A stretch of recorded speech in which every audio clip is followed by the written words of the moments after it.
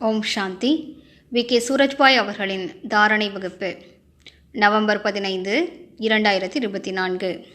நமது அனைத்திலும் பெரிய கலை புத்தியினை எங்கு வேண்டுமானாலும் எப்போது வேண்டுமானாலும் எத்தனை நேரத்திற்கு வேண்டுமானாலும் நிலைக்கச் செய்ய முடிவதாகும். இந்த கலை வந்துவிடும் என்றால் மற்ற அனைத்து கலைகளும் தாமாகவே வந்துவிடும். இது உண்மையில் புத்தியின் ஒருமுகப்பட்ட தன்மையாகும், ஸ்திரத்தன்மையாகும். இது இருக்கும் என்றால் எப்படிப்பட்ட திறமைகளையும் நாம் அடைய முடியும். எனவே கவனம் வைப்போம். மன ஒருமுகப்பட்ட தன்மையை அதிகரிப்போம். எவ்வளவு நேரம் வேண்டுமானாலும் சூக்ஷ்ம உலகில் நிலைத்திருப்போம். எவ்வளவு நேரம் வேண்டுமானாலும் புருவ மத்தியின் சிம்மாசனத்தில் அமர்ந்து விடுவோம். நீண்ட நேரம் நிலைத்திருப்போம். எப்போது வேண்டுமானாலும் பரந்தாமத்திற்கு சென்று விடுவோம். எப்போது வேண்டுமோ நமது முதற் பிறவியை நினைவு செய்வோம். எப்போது விரும்புகிறோமோ நமது ஃபரிஷ்தா நிலையில் நிலைத்து விடுவோம். நீண்ட காலம் நிலைத்திருப்போம். இந்த நீண்ட காலத்தின் பயிற்சிதான் நீண்ட காலத்தின் ராஜ்ய அதிகாரியாக நம்மை ஆக்குகிறது. அதற்காக மிகுந்த சாட்சி உணர்வு அவசியமாகிறது.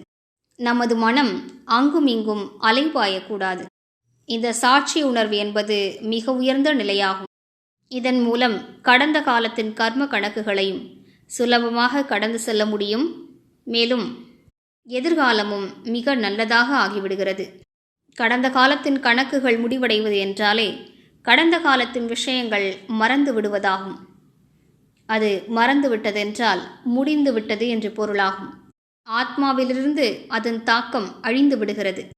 எனவே நமது மனம் புத்தியை நாம் மிகவும் சுத்தப்படுத்த வேண்டும். உயர்ந்த எண்ணங்களால் அதை நிரப்பிவிட வேண்டும். மேலும் மனதை ஒருமுகப்படுத்த வேண்டும். நாம் எப்படிப்பட்ட எண்ணங்களை உருவாக்குகிறோமோ அதன் சூக்ஷ்ம சக்தி, சூக்ஷ்மமான விவேகம் நமது புத்தியில் நிரம்பிக் கொண்டே இருக்கிறது. நமது புத்தியை அந்த அளவிற்கு ஸ்திரப்படுத்துவோம். அது சற்று கூட அசையக்கூடாது. ஒரு பொருள் நிரம்பி விடுகிறது என்றால் அது அசைவது நின்று போகிறது.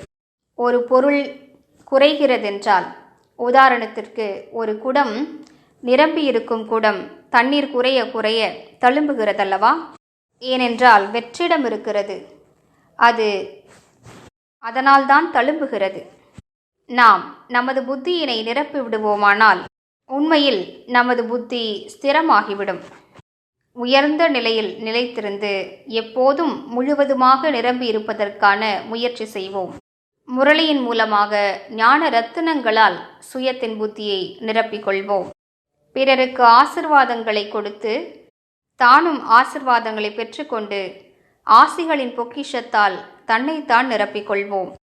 புண்ணிய கர்மங்களின் பொக்கிஷத்தாலும் தன்னைத்தான் நிரப்பிக்கொள்வோம். இதில் முக்கியமான விஷயமே பயிற்சியாகும். நன்றாக பயிற்சி செய்வோமானால் புத்தி ஸ்திரமாகிவிடும். புத்திக்கான பயிற்சி என்னவென்றால் காட்சிப்படுத்துவதாகும். நாம் ஆத்மாவை நீண்ட காலம் காட்சிப்படுத்தி பார்ப்போம். மிகுந்த அழகான சொரூபம், மிகுந்த ஒளிமயமான சொரூபம். பின்னர் நாம் பரமாத்மாவை காட்சிப்படுத்தி பார்ப்போம். அவரது அழகான சொரூபத்தை காண்போம்.